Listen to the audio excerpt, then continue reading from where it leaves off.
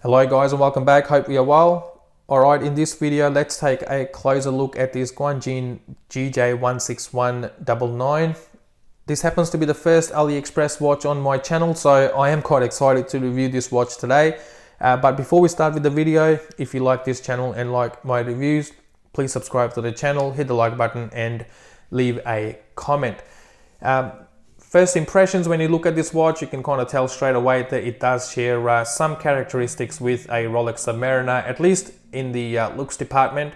But there is some originality used by Guan Qin as well. For instance, this really nice linen pattern on this dial. We'll take a closer look at the dial shortly. So I've got this green and white combination today with me. There are other color combinations as well that you can choose from. There is red, white and blue. There's black and orange. There's a PVD coded version as well that you can go for. I'll leave a link to AliExpress and to this watch, where you can see all the colors in the description of my video. I paid $99 US for this watch during the AliExpress sale, and I think if you stay close to that price and don't overpay for this watch, then you can't really go wrong. Alright guys, let's take a look at the dimensions as well. So the case on this watch measures at 40.5 millimeters across, excluding these two crown guards. If we consider the crown guards, you're looking at 43 millimeters. Lug distance is 47.7 millimeters. Case thickness is 12.8 millimeters, excluding this Cyclops, and the lug width is 20 millimeters on this watch. So those are the dimensions. 316L stainless steel construction, or the material used for this watch. The case has a combination of polished and brushed finish. We can see on the sides it is highly polished and finely brushed on the top. I think Guan Qin has done a decent job in trying to match the finishing on these lugs with this stainless steel bracelet. We have a flat sapphire crystal on the top with a Cyclops, and in my opinion, this Cyclops is doing a decent job at magnifying this date, which unfortunately you can't see at the moment, but I'll give you a bit of a close-up once this minute hand sort of passes the date window. Coming to the dial, I really like this linen pattern on this dial and on this green color. And the color, as you can see, it starts to get a bit richer or darker as you sort of move further on the dial, and it turns fairly dark on the minute track. So it is kind of different green on the outer ring than on the center of the dial. But again, coming back to this pattern, I think they've done a decent job in putting this dial, at least the color and the pattern together. We have applied markers, big triangle at 12 o'clock. All of the markers are of a rectangular shape. There is lume on those markers or indices. There is lume on the minute and the hour hand as well. There is no lume on the seconds hand, unfortunately. We'll do a lume check shortly. But staying on the dial, we have Guan Qin and the logo printed underneath 12 o'clock and automatic printed above the 6 o'clock marker. So here you can really see the date. Yeah, it is the Cyclops is, I think, doing a fantastic job at magnifying this date. All right, let me turn the lights off so we can do a quick lume check. And so here we are. The lume, it's not the strongest of looms that you will come across. It is there, but again, it is fairly light and it does start to fade away fairly quickly. I thought there was supposed to be lume on the bezel as well, but this is definitely missing that. I'm not sure if it's a quality control issue or whatever it may be, but this watch definitely doesn't have any lume on the bezel. The lume is of two different colors though. You can see the lume on on the indices is green, and the lume on the hands is this light, has a light blue tinge or color to it. But again, it doesn't really stay on for too long. It does start to fade away fairly quickly. So that's the lume for you guys. Let me turn the lights back on again so we can carry on with our review. All right, guys. Coming to this bezel, we have an aluminium insert. This is a unique bezel. I've never come across an 80 click bezel. It does have 80 clicks.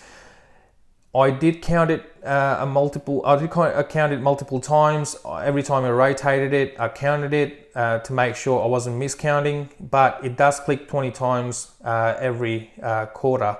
I've never come across an 80 click bezel before, but this is definitely a first for me. The quality of the bezel is okay for the price, and it does make a nice clicking sound. The grip is okay, it's not too bad, and you don't really have to struggle to rotate this bezel, and you can listen into the clicking sound that it makes. Unfortunately, my bezel does not align perfectly. So so you can see that marker in the middle of 60 on the bezel does not align with the 12 o'clock marker perfectly. So again, a quality control issue. Not sure if that's a known issue with this watch, or I just happen to be unlucky and the bezel doesn't align on my watch only. So two things, two faults that I found with this bezel. One is it doesn't align. Second, there is no lume on the bezel, even though there was supposed to be lume on the bezel. So that's the bezel for you guys. Water resistance is 100 meters with a screw down crown, and the crown is signed with Guanqin's G and a screw down case back. There is no information on the case back. It's fairly plain. As you can see, brushed on the inside, and then we've got polished, and then slightly polished again. So that's the case back for you. There's not a lot that I can say about this case back. Coming to this stainless steel bracelet, we have solid links and solid end links on this bracelet. The bracelet is okay. It does jiggle a little bit, but again, for the price, I think it's definitely okay. Brushed finish on this bracelet as well. Fair bit of taper. Starts off at 20, finishes off at 16 before getting up to 18.1 again on this clasp. Polished on the sides, as you can see.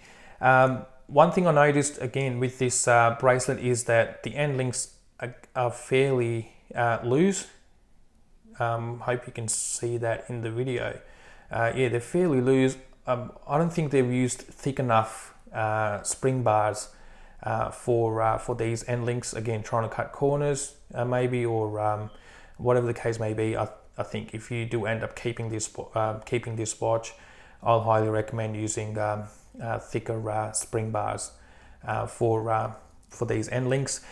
Coming to the clasp, we have a brushed finish on the top of this clasp, polished along the sides.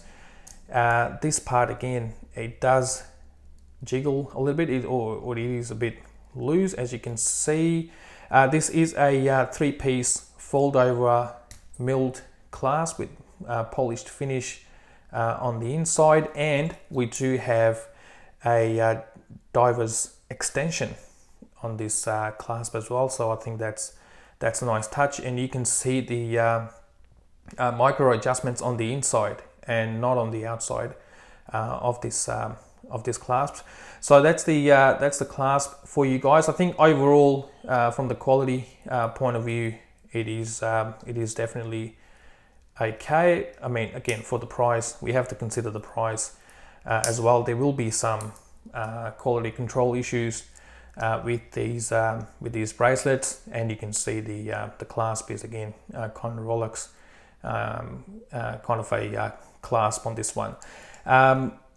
We have Seiko's NH35 automatic movement, stated tolerance is -20 to +40 seconds per day, offers around 41 hours of power reserve, and does offer hacking and hand winding as well. It's a fairly commonly used movement in these budget watches. I have come across this movement before, and it does stay within those stated tolerances or stated tolerance. I think it does better than those numbers on most occasions. So all right guys, that's the watch for you. I think again for $99 US, if you stay close to that price, and if you don't, hopefully your watch doesn't, or your watch won't have the quality control issues that I'm facing with this particular watch, especially with the bezel and these loose end links. I think the finishing, the way this watch is put together, except those issues, I think it still justifies the price, at least for the View Sapphire Crystal, the automatic movement, and everything else. And the finishing of the dial, I think, is really, really nice too. So that's the watch for you. Let me give you a quick wrist shot as well. This watch is not sized at the moment for my wrist, but I still should be able to give you a fair idea of how it will stack up on your wrist. So here you go. Yeah, it is fairly compact, sits really nicely on the wrist, sits fairly flat, as you can see as well, and it's a nice looking watch. Don't get me wrong, I think it's a beautiful looking watch, and there are other color combinations as well. I think they've done a decent job with all of those color combinations, but again, those quality control issues, you know, if they can sort of overcome those, then I think it's a compelling offering in the budget automatic watch market. So here we go. Thank you very much. This concludes our review. I'll see you with my next video shortly. Until then, stay safe and look after one another. Thank you guys.